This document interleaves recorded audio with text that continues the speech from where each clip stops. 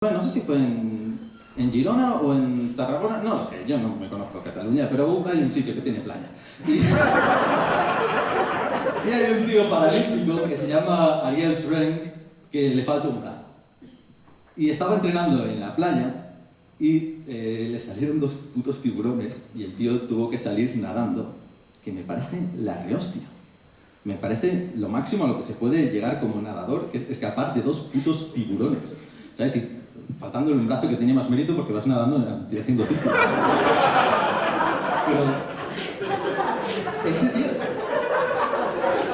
quiero decir, a su lado tú y yo somos los menos válidos, ¿sabes? Ese tío es la hostia. Hubiera molado mucho que hubiera salido del agua gritando ¡Mi brazo! Hubiera molado mucho. Pero coño, no sé, me parece de ser el puto amo. También entiendo que obviamente si hay dos tiburones y no te comen, por muy buen nadador que sea, un poco esos tiburones no han querido comerte. Yo también, no soy imbécil, también soy consciente de esto, ¿no? Que los tiburones igual un poco han pensado, sí, hombre, me voy a comer yo las obras de otro. Pero